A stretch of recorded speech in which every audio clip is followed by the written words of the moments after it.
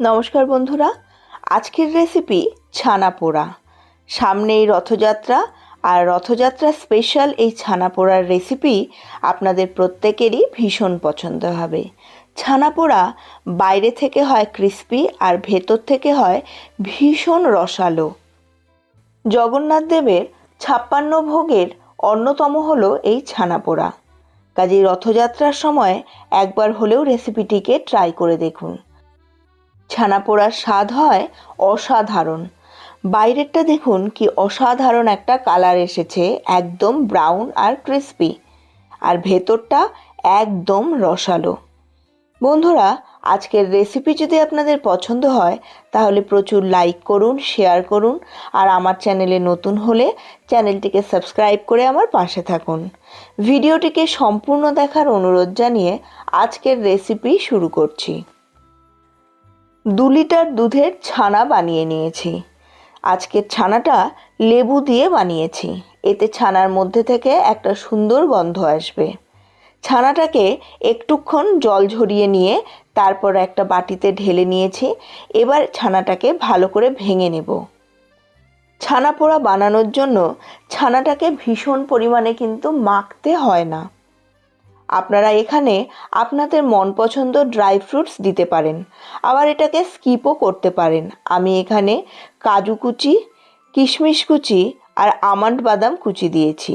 এর মধ্যেই 2 টেবিল চামচ গুঁড়ো দুধ আর 3 টেবিল চামচ কনডেন্স মিল্ক দিয়েছি, আর দিয়েছি 2 টেবিল চামচ চিনি। এরপর 2 টেবিল চামচ ঘি দিয়ে এবার সমস্ত উপকরণগুলোকে একসঙ্গে ভালো করে মাখিয়ে নেব। একটু সময় নিয়ে ছানাটাকে মেখে নেব, তবে হাত দিয়ে পিষে ছানাটাকে কিন্তু একদম মোলায়েম করে দেব না। ছানাটা সুন্দরভাবে মাখা হয়ে গেলে এবার 5 মিনিটের জন্য এটাকে ঢেকে রেখে দেব। এই 5 মিনিটের মধ্যেই যে পাত্রে ছানাটাকে বেক করব পাত্রটাকে রেডি করে নিই। এখানে একটা অ্যালুমিনিয়ামের বাটি নিয়েছি, তার ভেতরে বাটার পেপার সেট করে দিয়েছি।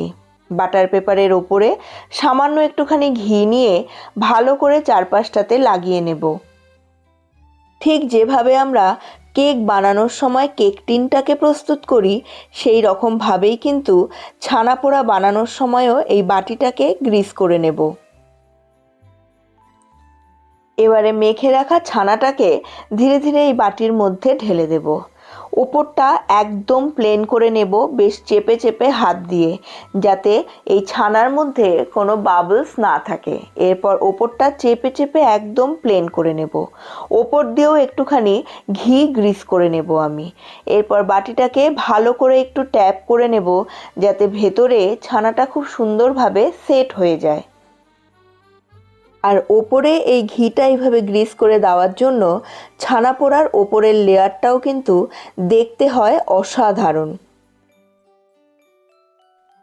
একটি অ্যালুমিনিয়ামের কড়াইকে ভালো করে গরম করে নিয়েছি। ওপরে একটি স্টিলের বেড দিয়ে তার উপরে ছানা পোড়ার বাটিটা দিয়ে অন্য একটি ঢাকনা দিয়ে ভালো করে ঢেকে দেব। 40 মিনিট পর ঢাকনাটা সরিয়ে নিয়েছি। দেখুন ওপরের কালারটা কিন্তু একদম গোল্ডেন ব্রাউন হয়ে গেছে, মাঝখানটা এখনও একটু সফট আছে। এবার গ্যাসের ফ্লেমটা অফ করে এটাকে ঢেকে ঠান্ডা করে নেব।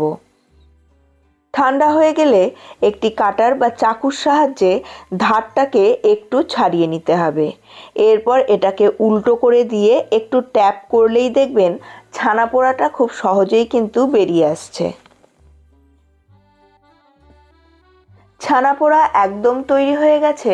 এবার মন মতো শেপে এটাকে কেটে নিন। দেখুন বন্ধুরা, এটা বাইরের থেকে হয়েছে কি সুন্দর গোল্ডেন ব্রাউন, আর এর ভেতরটা কিন্তু ভীষণ সফট হয়েছে, আর প্রত্যেকটা ড্রাই ফ্রুটসের একটা অসাধারণ টেস্ট উঠে এসেছে।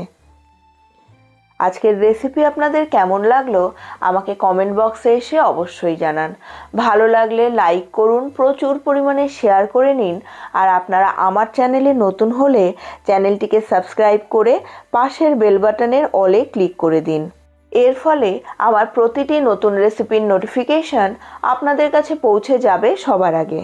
আপনাদের সঙ্গে দেখা হচ্ছে পরবর্তী আরও একটি নতুন রেসিপি নিয়ে। ততক্ষণের জন্য সুস্থ থাকুন, ভালো থাকুন এবং জগন্নাথ দেবের প্রসাদ হিসেবে এবার অবশ্যই ছানা পোড়াটা বানিয়ে দেখুন।